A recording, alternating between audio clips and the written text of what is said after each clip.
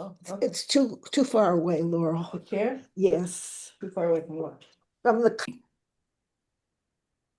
Great. So we're recording. Hi, I am Marieke Van Dam. I'm the Executive Director of History, Cambridge. Today is August 19th, 2025, and we're doing a Zoom call with family members related to the Mayflower Poultry business on Cambridge Street here in Cambridge. And I'm going to go around and ask people to say their names. And I just want to say that by saying your name, you're agreeing to be recorded today and that you are participating in this conversation. So I'm going to ask the shared square of Judy and Laurel to introduce themselves.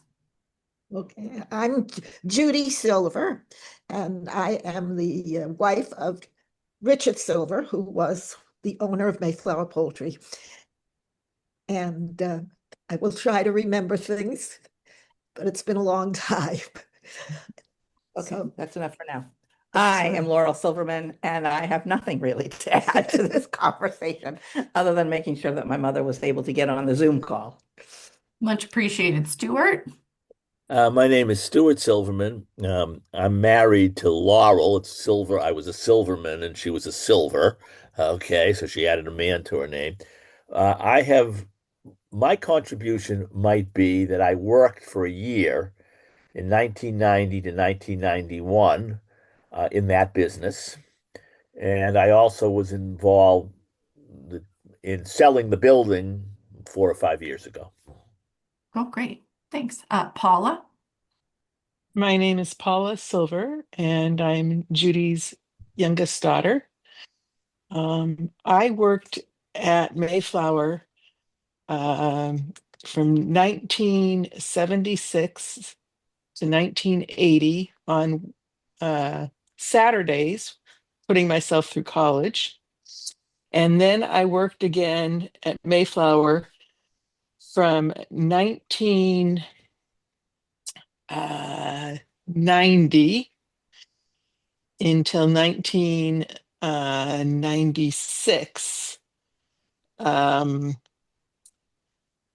But when I had my children, and I worked so that my parents could take long weekends and vacations. So I actually worked there started off 2 days a week and went to 4 days a week.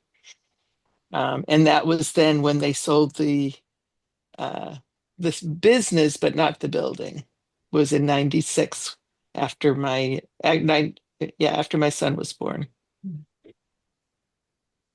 And Rachel and Anna.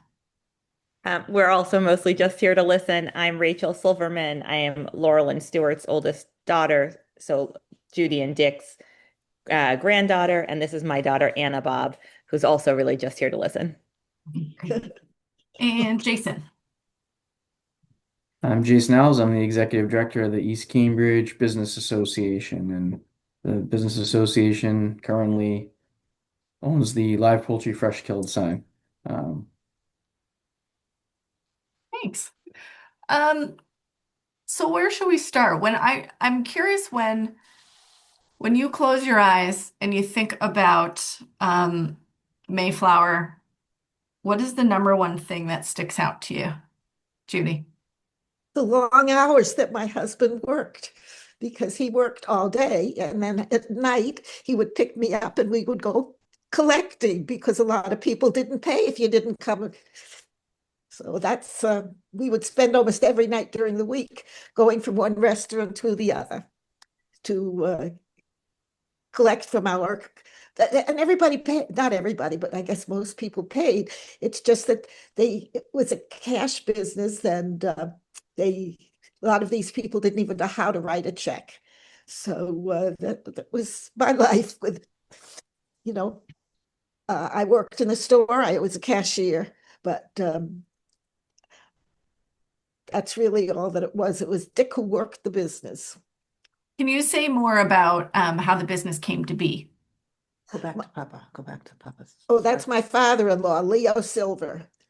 Back, I believe it was in the 1920s. He had been in the haberdashery business, And I really don't know why he changed, but he went into this full blast and he remained in it until his death. And where was it located? And it was located originally in Boston, down near where, and it was there until the Sumner Tunnel closed It because was they were taken building. by eminent domain. The area was taken for the tunnel. And so his place was where the Callahan Tunnel actually is. It was Fulton Place in Boston. I think 610, if I'm not mistaken, 6-10. The business was in effect when I met my husband, and of course, all through our life until a couple of years before he passed. And How did so you when and Richard meet? my husband and I Yeah. had a blind date. His cousin became engaged to somebody that my stepfather was friendly with, and it came to introduce her to my in-laws, who were her aunt and uncle. And he said to Dick. Dick was at the house at the time. Do I have a girl for you? And here she is. So, but I lost him in 2009. And that was that. Wait, I think there's more to that story. Yeah, I was going to say so I too. think that maybe you didn't like him at first. He didn't like me. Okay. You didn't like him either. I was a beast. And he was a conceited something. My daughter is on this call, Nana. Oh, I didn't say what, but it's just that he was very important in Brookline High, and all the girls were crazy about him, and I think it went to his head at the time. But a few years later, we met again at a party, and he had told they were picking me up because I lived in Brookline, and the party was in Newton. So the only person I knew that was coming from Brookline was Dick. So I put together my thoughts, and I called him and asked him if he'd pick me up. Well, he came with 4 other friends. And he told them he didn't. Listen to this, Anna. He said to the guys, we're picking this girl up in Brookline and we'll take her to the party, but she's a beast and I don't want anything to do with her. If she asks me to dance or do, because we used to dance at parties and we had rec rooms in the basement, and you cut in because I don't want to have anything to do with her. When we got to the party, I didn't know he said this. He told me afterwards. And I was dancing with one of his friends, as it happens, and he cut in. And then one of the other boys quickly came over to cut in. I felt I was the most popular girl in the place. I've never been cut in before or after. So that was just the beginning. And I became his Sunday night date. And eventually I progressed to Friday night date and eventually to Saturday night date and then engagement. And we were married in 1952. 1952. And this one was born in 1954. And then Paula in 19. I have a middle daughter. She lives in Florida. She was born next. And then Paula is my baby. And then everybody had children. So you're seeing some of them. I think that should do it for the moment. Yeah, you want to go back to the business? Oh, back to the business. The business was always there. I didn't do anything in the business in the early years. My father-in-law worked it. And he was the kind of person that he was the boss and everybody else was just there. So, do you know why they chose Cambridge?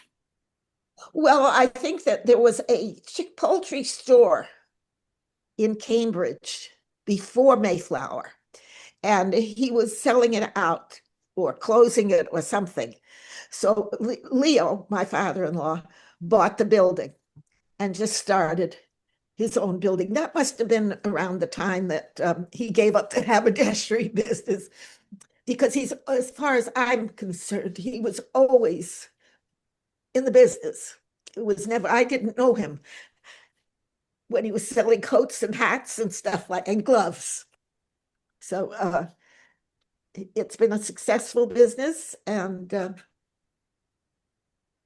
that's the story. And as I say, I really didn't work it. Occasionally I would go in, and until later years when I did cashier for the place.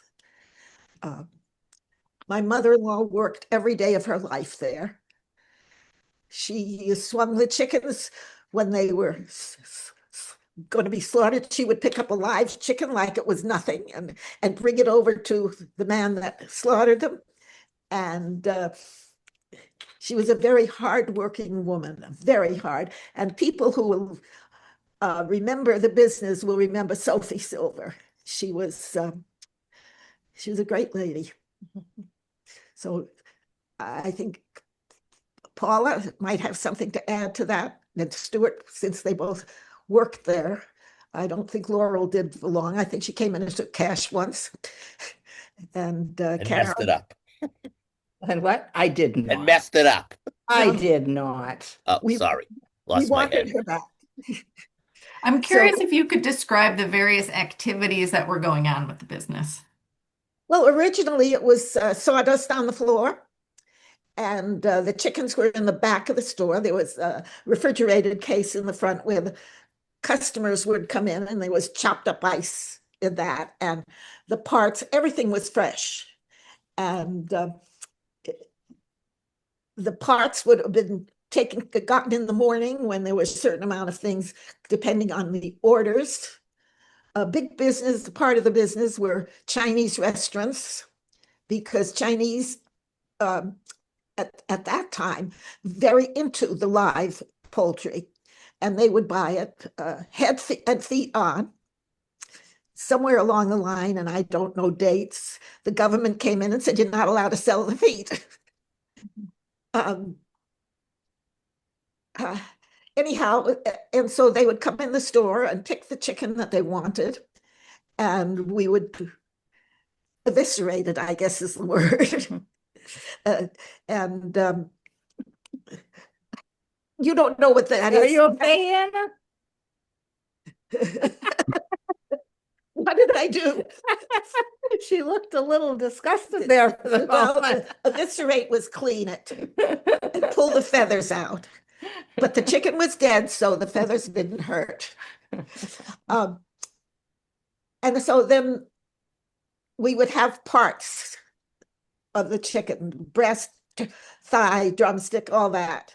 And they also sold at the time liver and the gizzards and the hearts, because, and as I say, the people would come in and buy the live chicken and then get it, the dead one. Anna, close your ears. So I've heard often, I've kind of repeated the story. I've described it as like going to a seafood restaurant and picking out the lobster from the lobster tank.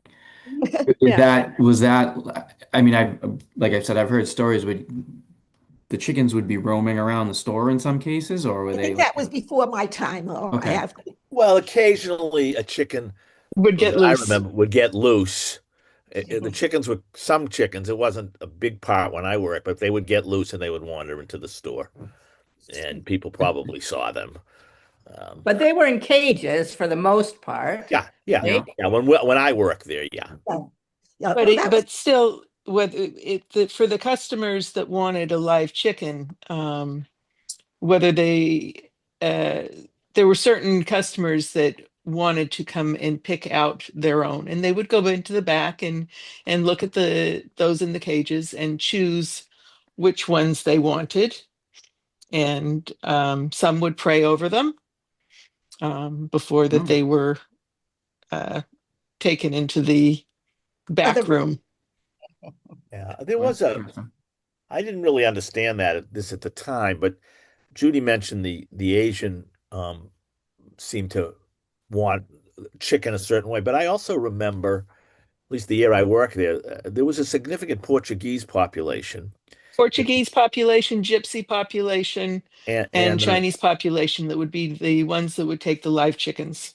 and the Portuguese also would come in, I think, and somebody can correct, and they wanted chicken blood for some reason. I really didn't understand why, but it was part of their heritage and tradition that they would often ask for chicken blood. Yeah, I And remember that especially now you say it. Certain recipes require it. there was also the Chinese New when I was there, the Chinese New Year was huge. Um, a lot of people would come in for whatever because there was something about that New Year and chickens that they got a lot of business at that for that week or two before that I recall. You were just saying about some people wanted, were you able to sell live chickens out the door, or did you have to slaughter them before they left the premises? Did people actually take live ones sometimes? Sometimes, yes. Yeah. Yeah, but I think over the years that I worked, I can probably count on two hands the time that people actually took a live chicken, but they would choose which one they wanted to be slaughtered. Um, Hmm. some some wanted in particular certain size pullet, or some wanted the older hens. Um, you know, the uh, they depending on the age makes different dishes. Um, Okay.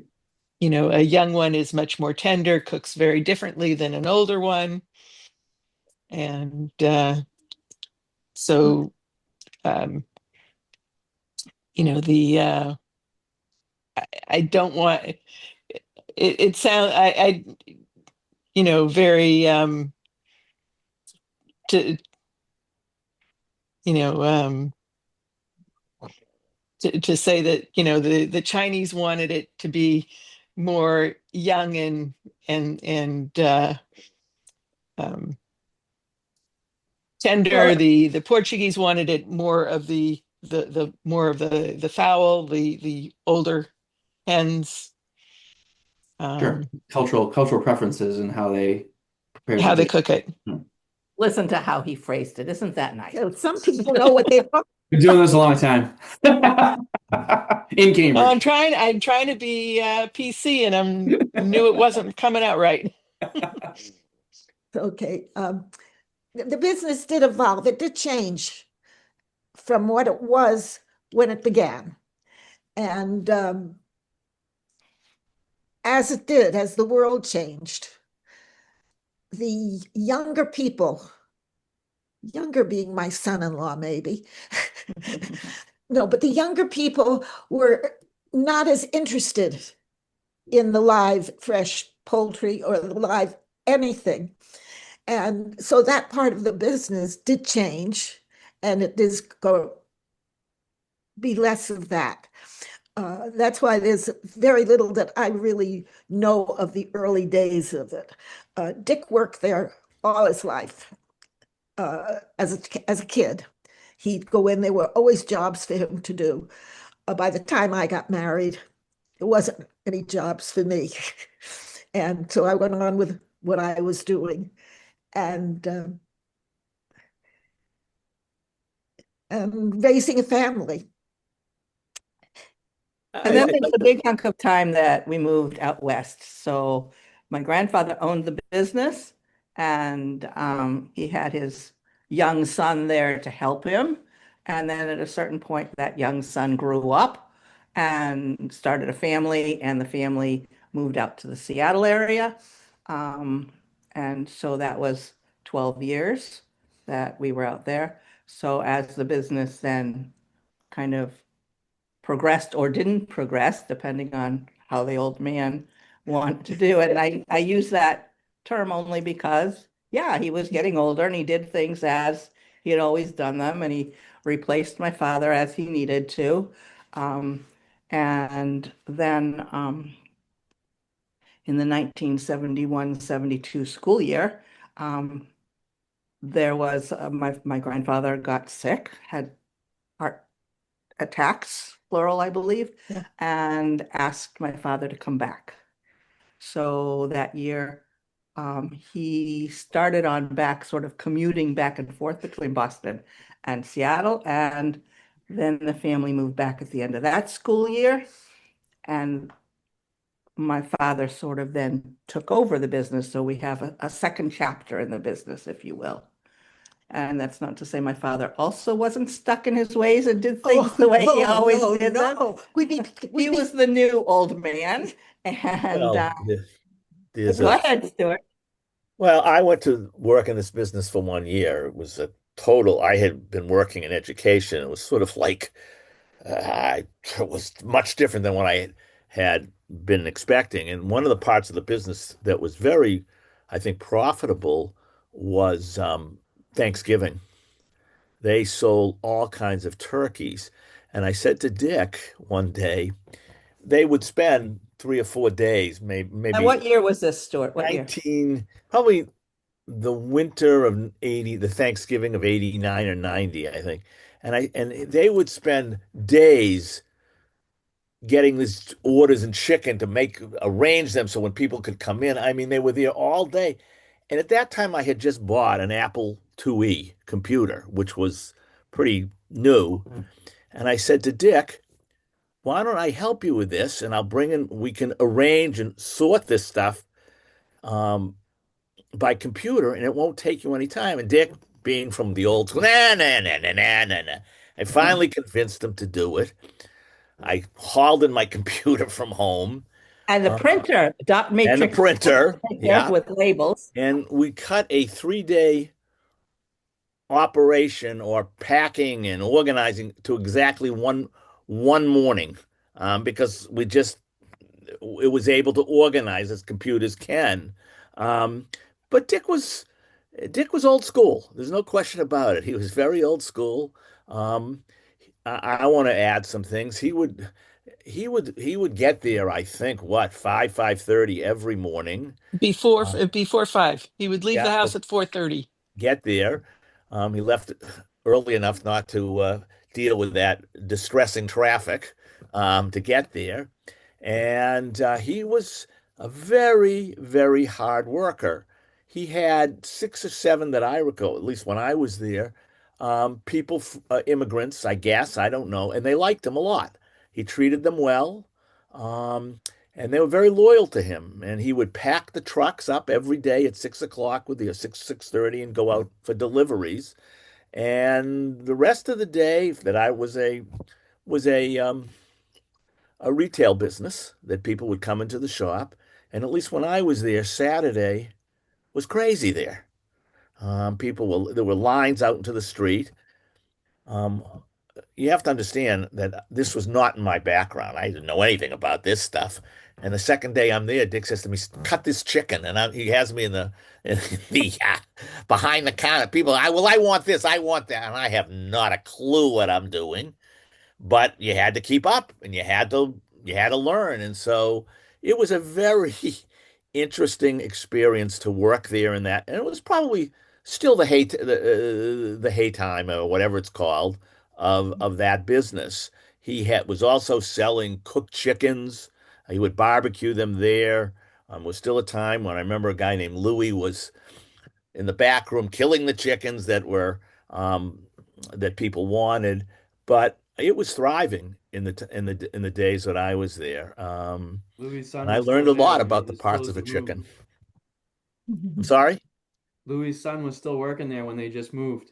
I think he still works there. I mean, did you It's know more, Jimmy? And I I know Jimmy. remember all these people very well. And They're very nice to me for the most part. I think they thought I had some connection to Dick that, well, I did, but but they were very welcoming to my um, lack of understanding about how to do a business. The first day I was there, Dick sent me out in a truck to deliver chicken. I had never driven a truck before. I didn't know what the heck I was doing, but everybody there was very, very supportive. that's right. they Yeah, I were think a it was great team. When Louis passed away, I think that's when they actually stopped bringing in the live and Yeah, slaughtering. I that think was he a was the last while person to ago, though, stop. wasn't it? A It long was, time yeah. ago. Nice man. They Yeah. were all nice. Yes, And they they were. did. and they did really respect. Dick was fair with people. They liked him. And if he asked them to do stuff, they would do it. There was no, I did not notice any disharmony in when I was there with his workers. Dick wouldn't ask anybody to do anything that he wouldn't do himself. Well, he did everything there for what at one time or another. And when I first met him, he would be going out on the truck every day. He brought the chickens in. No, he bought the baby chicks and put them on farms like out in Natick. At that time, Natick was not what it is today, and all these beyond further west. And he would have his own farmers raise them to his specs. And then Dick would go out in the morning and pick up the live chickens and bring them back. That's why he got up so early before the market even opened, so that he could do that. And So these were always Mayflower chickens. They were Mayflower chickens from when they were hatched and they went out to the farm, and then part of the whole process was having Not in the someone later raise them and bring years. them in. Not in the later years. Okay. He would go to, because I did this, I think. There Mount was Air. a, I'm sorry? Mount Was a, Air. yeah, there used to be I don't like a market. Like there was near the dock area that you sometimes go in and you get all these crates of chicken, but it was pretty fresh because he would get it and sell it in the year that I worked for him.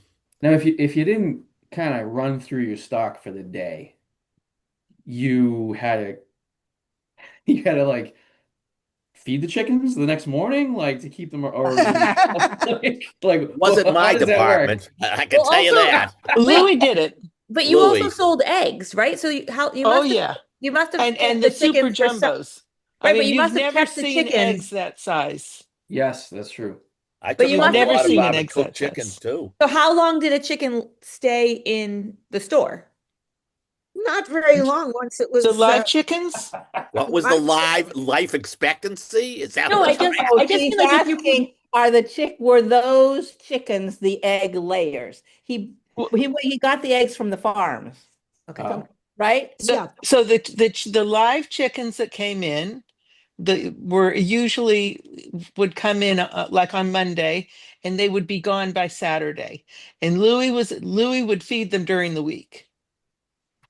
But they Um, didn't have the egg layers. no. some of them some of them would, because Louis liked those eggs. Okay, but those were the ones that But they were, he but no, went out. but the eggs that we were selling, and we sold a lot of eggs. And the most that we sold, we would get in eggs on a daily basis because we sold so many eggs. And but most of the eggs that we sold were the super jumbos that you cannot find in the grocery stores. I mean, when you go to the store and you see the medium, large, extra large, and jumbo, and the jumbos are about, I don't know, 2 inches. These were a good 3.5 inches in size, and Double yolk sometimes, triple. Yeah, I've yeah, even yeah. gotten triple yolkers. Yep. And the thing is when I make an egg now, and I kind of, these eggs are so small because I got used to these. Um, but my best memories working there. So during college, the best part of working there, where every Saturday I had lunch with my dad. You know, every Saturday we went out to lunch, to one of the little restaurants down the street in East Cambridge. It's because And he ate the Chinese food from the corner near well, Pine. no, we didn't go out for Chinese. No, We Daddy did did. everything else. All these, Because Daddy did. He would have it all week long. He would go in every day and he would pick up some egg rolls or well, whatever. wherever he delivered, they gave him stuff. It's true. That's true. Um, but working side by side with my grandmother, I had such a wonderful relationship with Sophie, from working with her. And that continued, so, when I went back, like I said, every Saturday through college was just with my dad and my grandmother. It was very, very special time. And then when, after I had my first child and my my boss, I wanted to go back to work half time, and he reneged on me, and I ended up going to work for my father instead, after maternity leave. And so my parents took my daughter initially once a week so that I gave my dad the day off so that he could spend it with my daughter. Yeah, they were good. And They were very good days. And um, and the and people, that's how I got back into Mayflower back in the beginning of 1990 in January. Bobby was gone then, Yes, but because that she was when I went back. Well, she passed in 1985. something that hasn't mentioned in terms of family. Um, Dick hired my sister for what, 7 to 10 years, was his bookkeeper, and she would come in. So it was really a family business in so many ways. Um, and just interesting that he got all the family members to work there. I don't think Karen ever worked there, did she? she When she went was in in high once or school? twice. In high She school? probably high school because she went into retailing. Yeah. Okay. And she did go in a few times. She never liked it. Reminds me I, of somebody else that's on here, Stuart. I loved it.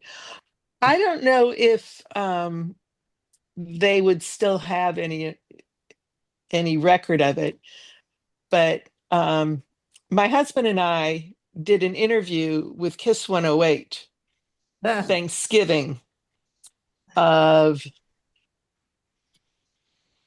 it would be in the early 90s, because I'd already had at least one kid.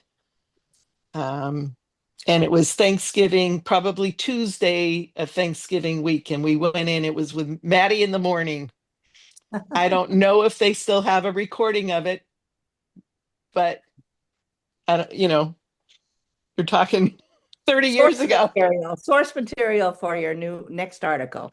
Right. Well, if they're looking for historical information, What do because you remember from that time? What'd you say? well, so from the time I had, so Sarah was born basically at Thanksgiving. So starting from in 89, so starting from Thanksgiving of 90, my husband took off the week of Thanksgiving every year, and until through Thanksgiving of 95. And for those 6 years, he took off the week from work and worked at the store with me and my dad, and helped put up from Sunday, putting up the turkeys, and then doing the retail and doing deliveries and whatever, and just helping out all week long. And, Sunday, Monday, Tuesday, Wednesday, whatever my dad needed.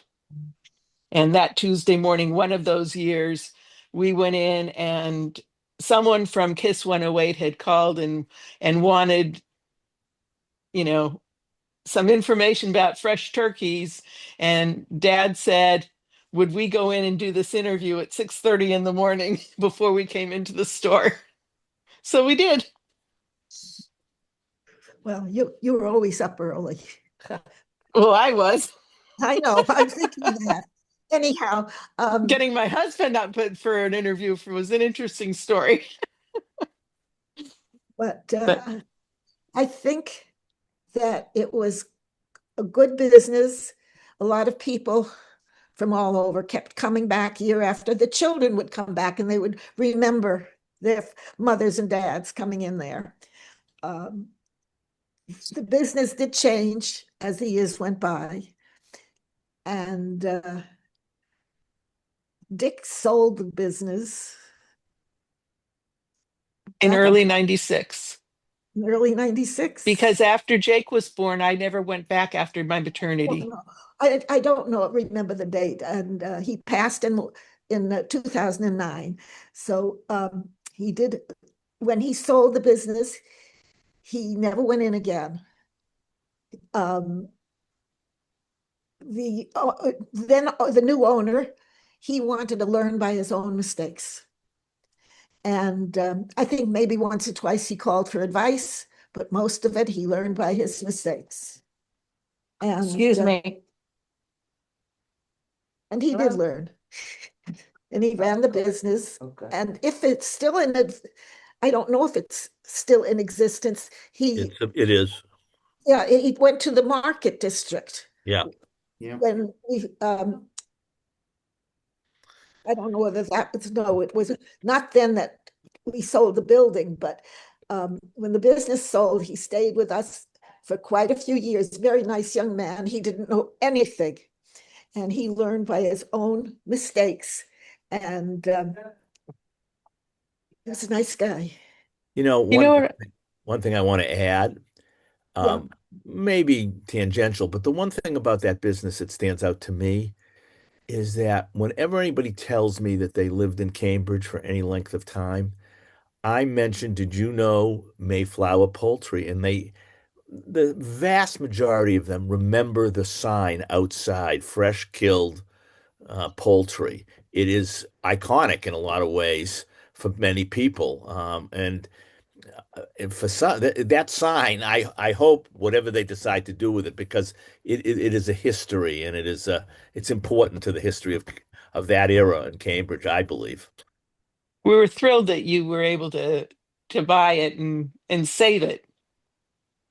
We are also thrilled. I think it was a nice little moment where, we were coming out of COVID and a lot of the businesses felt like there was just constantly getting kicked in the teeth. And I think seeing that sign, the potential of that sign leaving the neighborhood, I think was like just one of those little extra little twists. And I think people were excited that we're able to keep it here. Um, but tell me, so the sign was already, was your family involved with making that Yes. sign, creating that sign? Yes. Because Leo. I guess a family member of the designer reached out to me at one point too, or just made a comment on Facebook. Can you tell us about like how did that tell us about the sign?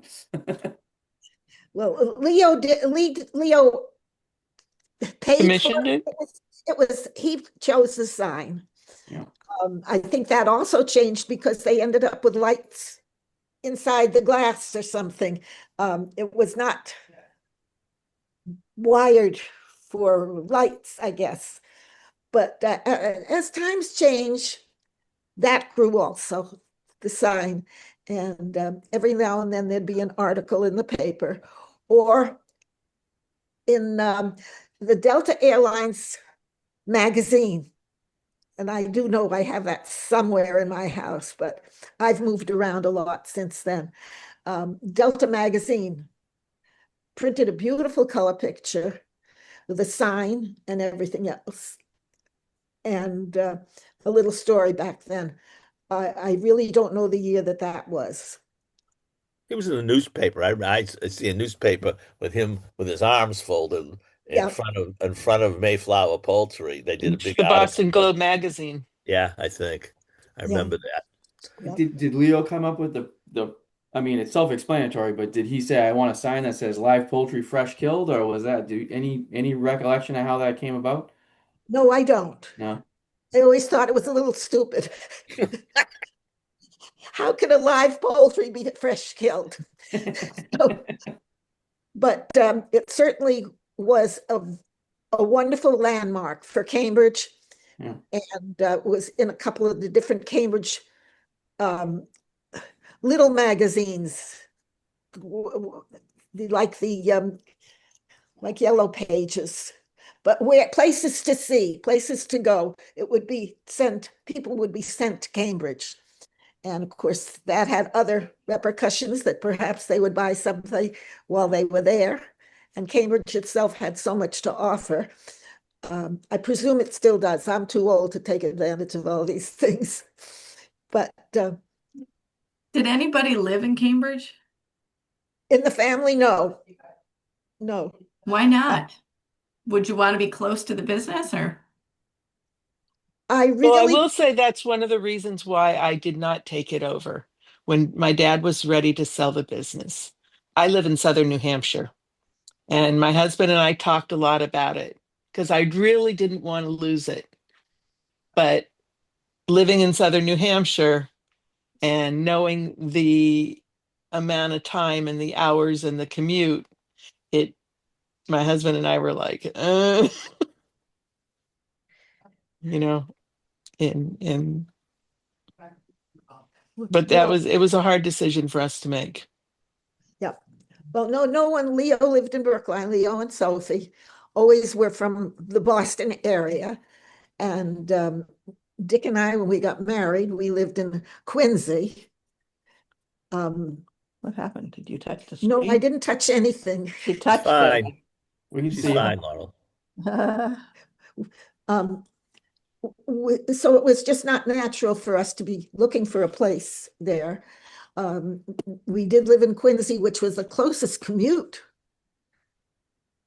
And I don't think Cambridge then was what it is today with the young people and all it's a wonderful place today. But I'm trying to think of how to say this with the I know how to say it because someone you I say struggled with it as well. Someone had said to me before, like it wasn't as fashionable a place to live back in the day. Not that, especially that. My recollection in 1990, that neighborhood was not. Had it was still old fashioned, and I think it's been modernized, but not back then. It was different. when Well, they built the apartment house. It's next door. It's not on um, Cambridge Street. It's on the back street. Right. There were condominiums in there, I think, or apartments. And when they built that, young couples did buy in there or rent in there. You Was know, it became an up and coming, what do they call it? Gentrification. Exactly. you Yes, know, yes. there's a But it nice was amazing to me how many little kids, 5-year-olds, would come in with a $5 bill in their hand to buy the food without any parents, and they would be coming from several blocks away, and these little tiny little kids to me. And there's no way I'd have let my 5-year-old, walk, a couple of blocks to go shopping to bring a chicken home. But and it Yes, was You know what I just a different remember? way of doing things. The parking. The parking terrible. there. It was awful. Dick would, hello, Laurel? Did she Yeah, I go? turned it on. But Anyway, the parking there was awful. And I remember Dick getting into arguments with the police who would come and ticket him. And then he would go out every 2 hours and put money in the meter. And this was something I had to do because there was really not a lot of parking near the store. There was some well, I don't remember exactly when, but parking there was awful. If you want, and my guess was that much of the business was people walking in from the neighborhood because it was tough to I find a always got to parking park place. inside the garage. Oh, okay. You were one of the lucky ones. I was. I was the loved daughter. You were just the accepted son-in-law. Now, what it Wait was. a minute now. So I actually, that's the garage door. So did Mayflower take up the entire building at one point? It did, Yes, even on the side where that like Well, they had yeah. the furniture the store website that was there, Judy. also okay. It was an apartment over the garage. Right. Guy And lived there a long time. yeah, well, Ken Winokur lived there. He did a little remodeling. Um, Ken is a musician, There was and Dick owned Jane, the a furniture photographer. store. yeah, There was the furniture store right as attached to Mayflower Poultry that you owned. no, Heaton's no, No, that was Heaton Furniture was across the street.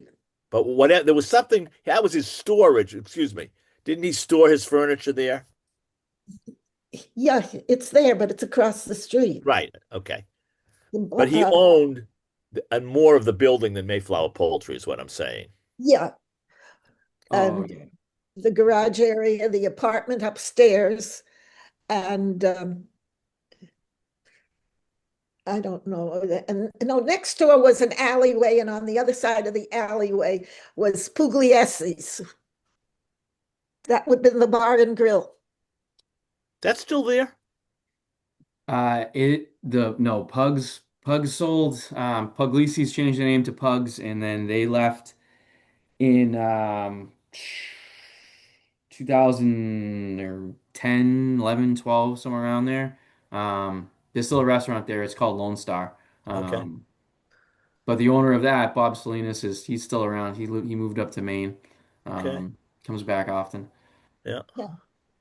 Well, it's just some of the things that come back to you.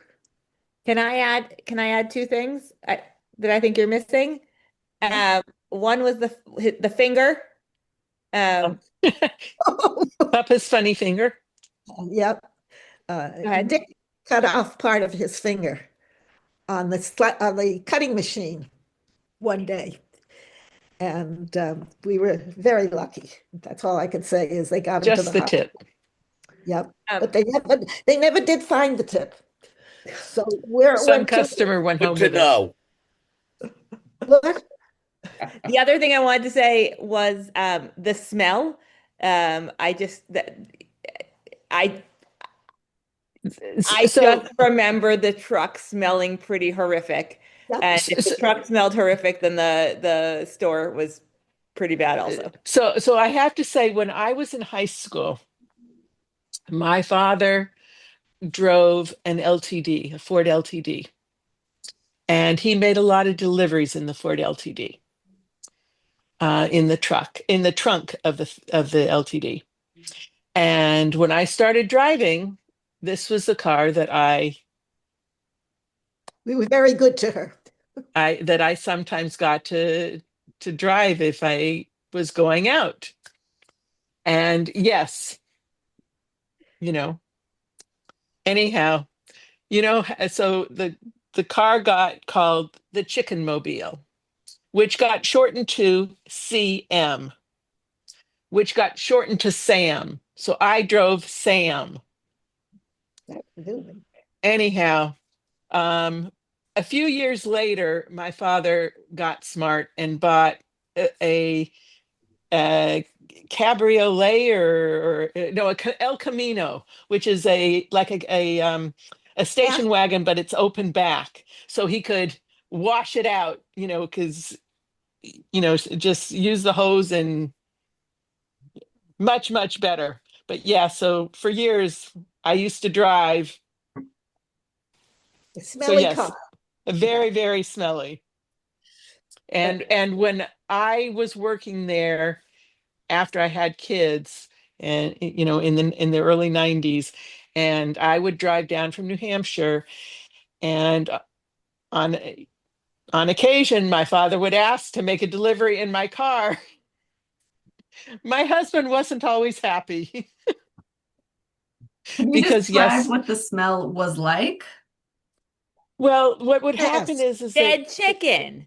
the chicken is sitting on in a box with ice on top, and the ice melts, and so it's this chicken water, and it gets into the trunk. It has carpet in the trunk of the car, so it gets into that, and so it just sits there, and so yeah, it really does stink. I would also say I have a memory.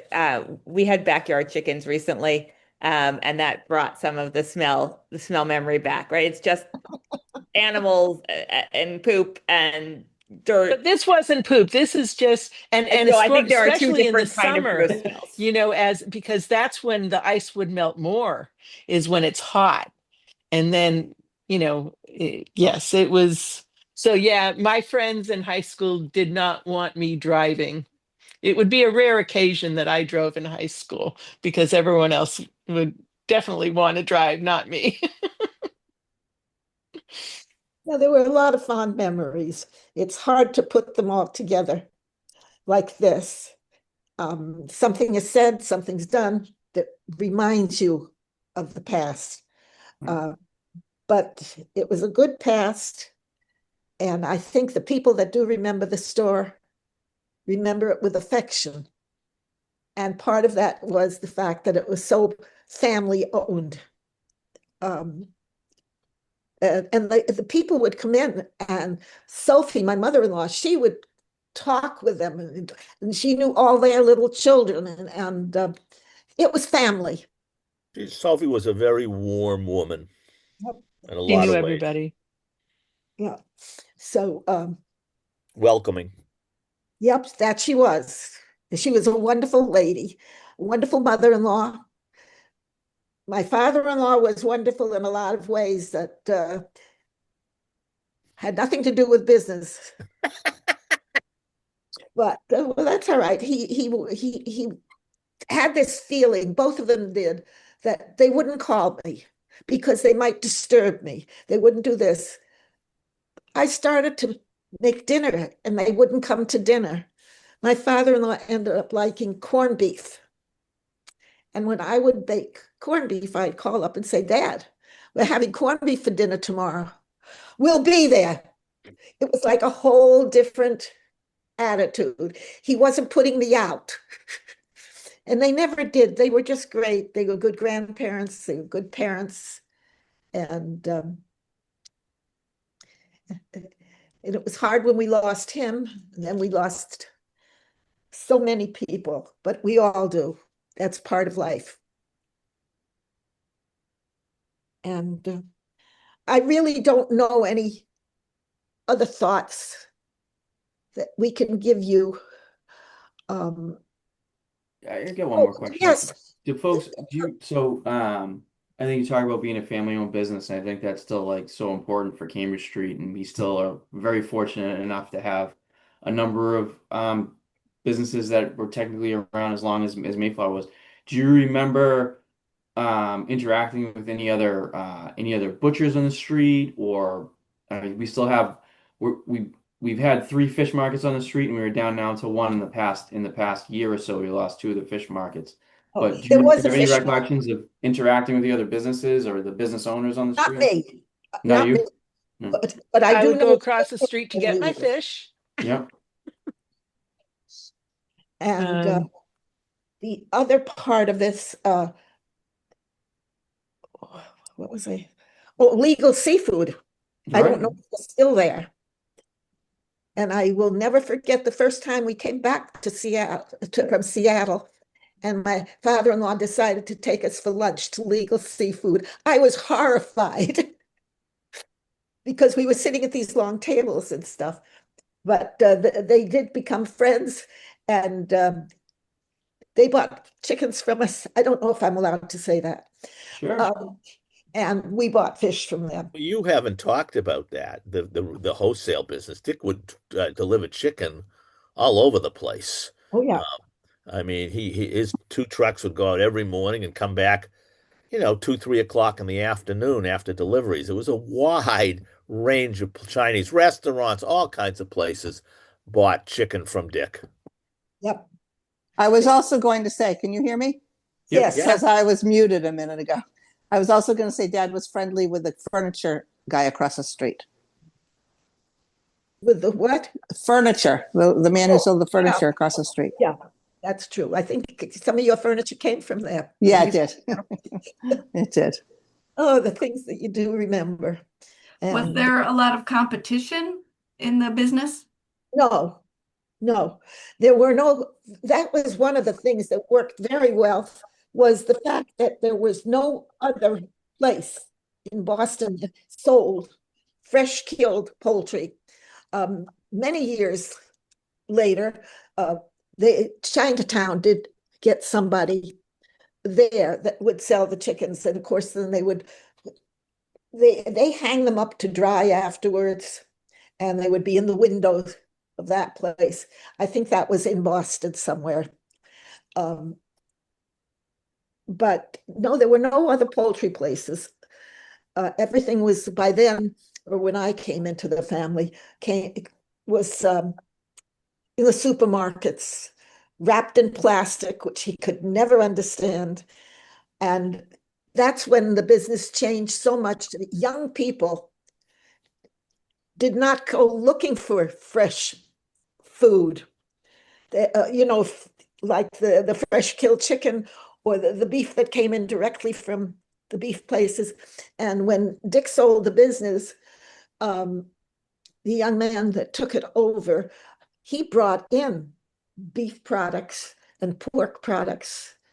And I never saw it doing a big business.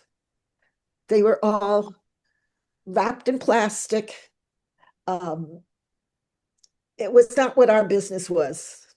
Business was It stopped being my recollection is in the later years when Jim Gould owned the business, it was not the retail business that it was when Dick owned it. It was right, very, when I was there, I visited everyone. There was very few customers right. buying chicken in those days at the end.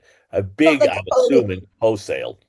yeah, but they could go to the supermarket and get chicken, Yeah. and that's um, no longer do people pluck their own. Not that they Mm. had to, because there was a plucking machine in there. Jim definitely focused more on the wholesale. Yes. I Yeah, always try to convince him to get back into the retail and get those rotisserie chickens back in the window. But I love I'll say those. the front of our office, so we have a little merchandise store with all the live poultry, fresh killed branding on everything, and the signs up there. And people still knock on our door asking if they think that we're selling chicken. So people, there's still some walk-in business, but I can't sell them anything. yeah, Yeah. yeah. Well, and there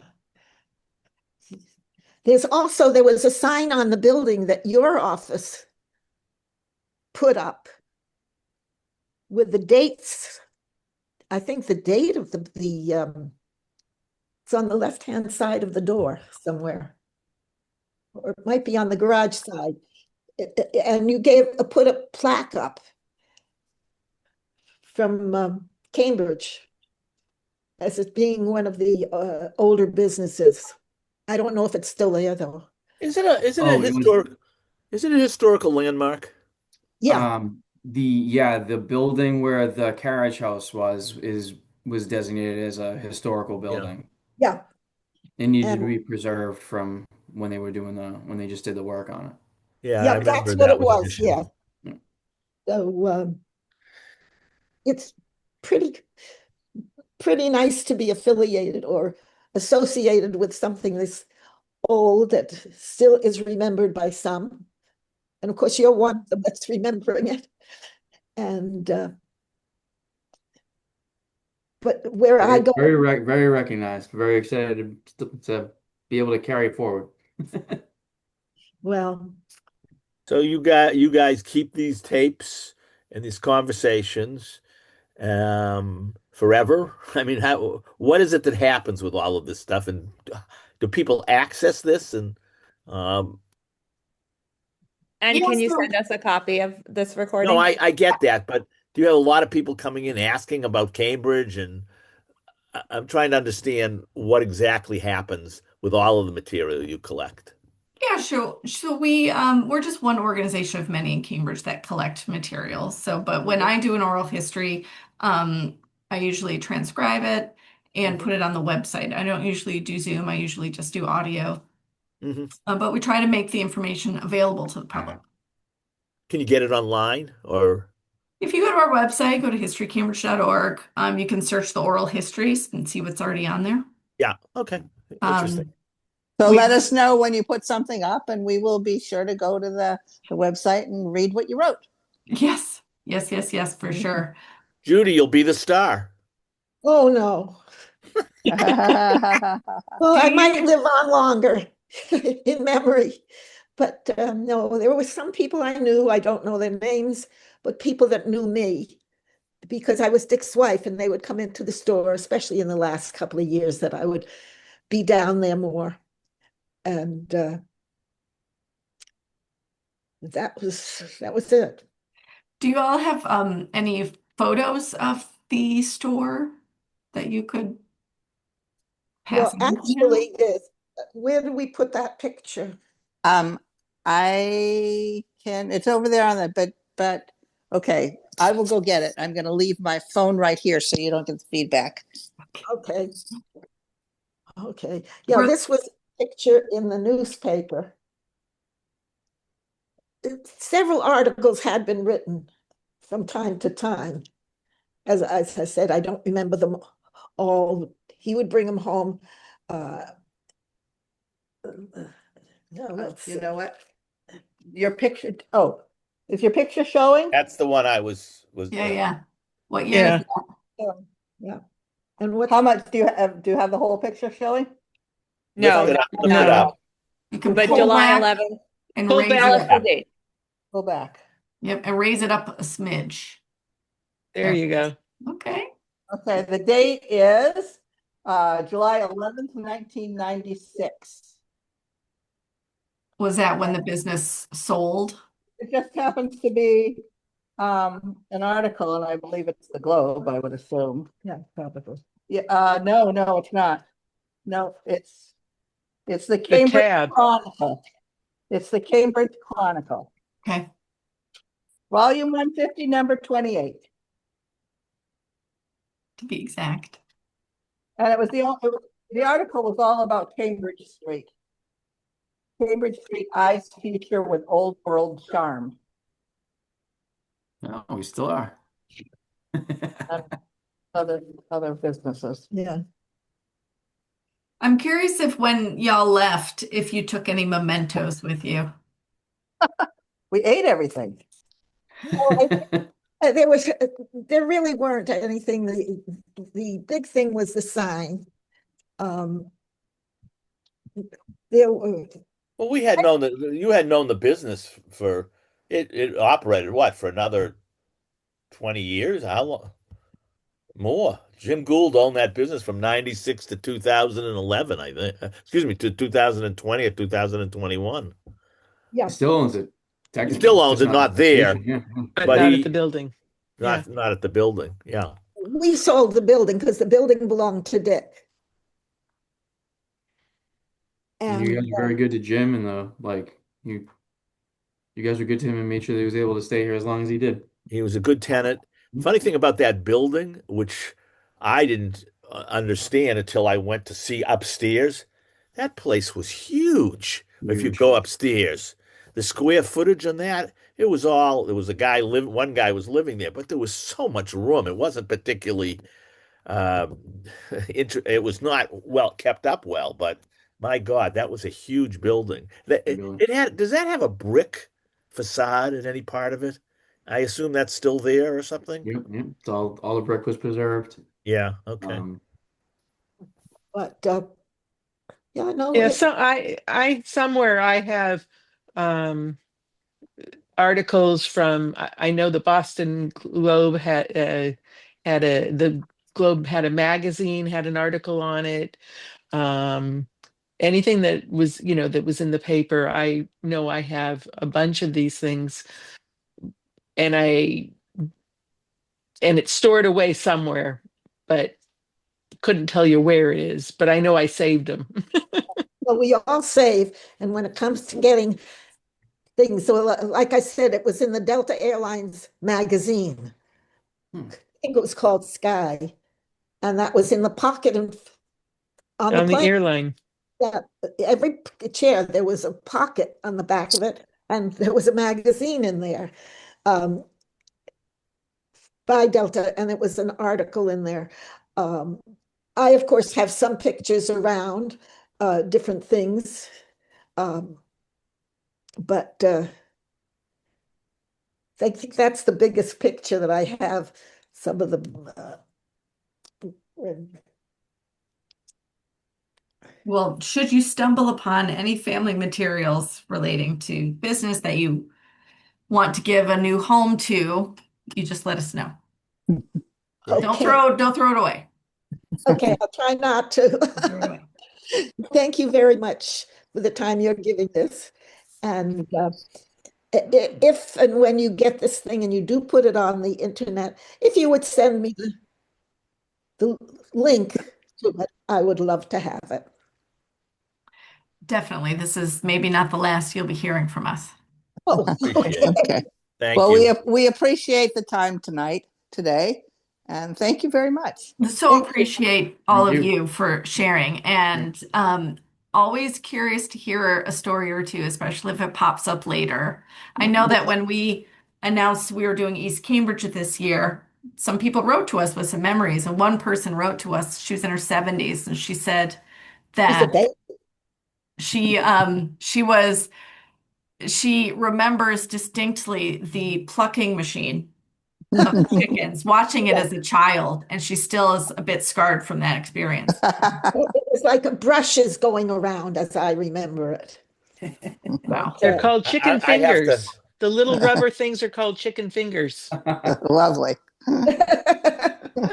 Anyhow, if I come across anything else, I would certainly send it to you. Because I don't know. I've moved several times and downsized quite a bit into a small apartment, so I don't have too much here. But it may be. I don't know. I was lucky to find that one picture, but they were good years. And we had wonderful people working for us. We really did. Uh, they came to my girls' weddings. Um, we knew them. We knew their families. Yeah, that's what it was. It was really all a big family. And I'm sorry that I really and truly don't have more information for you. Even the years have gone astray.